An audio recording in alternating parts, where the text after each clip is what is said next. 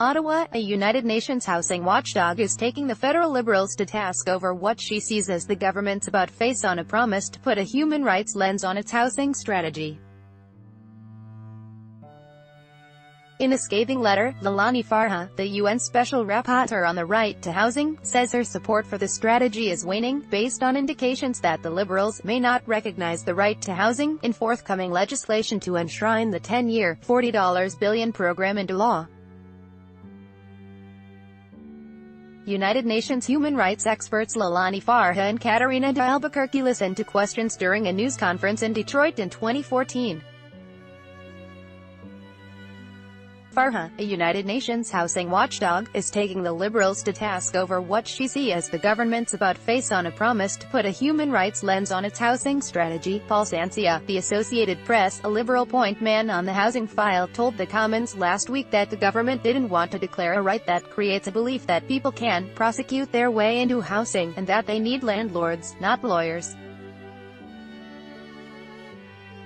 Farha's letter called the government's position discriminatory and patronizing. In an interview, Farha said Ottawa can't create a rights-based housing strategy without formally and legally enshrining housing as a human right.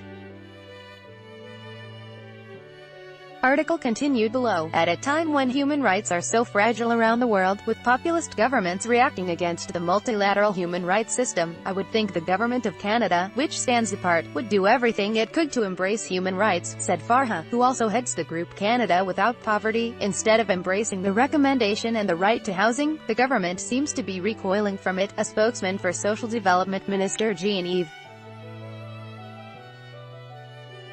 Close, the minister in charge of the strategy, said the Liberals plan to recognize and progressively implement every Canadian's right to access adequate housing in the coming legislation to ensure Canadians have an adequate and affordable home. The Liberals have promised to introduce legislation to make it difficult for any successive government to back out of the plan, to help provinces and territories set long-term goals, instead of wondering how much they might receive year by year.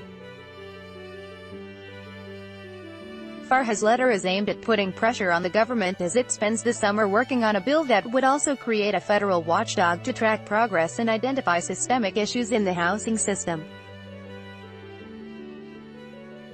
Characterizing housing as a human right is meant to provide recourse, usually through tribunals, to anyone wrongfully denied a home for reasons such as ethnicity, religion, or gender identity, and to allow for watchdogs to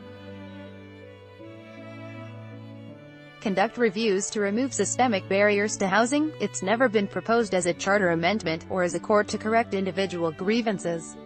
Adam Vaughan, the close parliamentary secretary on housing, wrote on Twitter. Article continued below. It's about building a housing system that realizes people's right to housing through progressive measures. The government's efforts won't do much to deal with barriers that get in the way of expanding the supply of affordable homes, said conservative critic Karen Vecchio, who cited red tape as one such barrier that vexes builders at the municipal level. Making it a right doesn't necessarily make it right, Vecchio said. What we need to do is have avenues so that people can get into housing, whether it's rental housing or home ownership. The NDP earlier this year unsuccessfully tried to have a right to housing added to Canada's Bill of Rights. The party's housing critic, Sherry Benson, said she wanted to see strong language on housing rights in the legislation the Liberals could table in the fall. How are we going to hold a government to account for a 10-year strategy if you don't really have good legislation? Benson said, there's no way the public can hold the government to account if the legislation doesn't have teeth, if it doesn't acknowledge that people have a right to housing. Farha provided a vote of confidence for the national housing strategy when it was unveiled in November, but on the understanding that the accompanying legislation would recognize a right to housing. The government has pointed to her tacit support whenever questioned about the topic. In her letter, sent to Close and Prime Minister Justin Trudeau, Farha urged the government to stop using her words as a stamp of approval.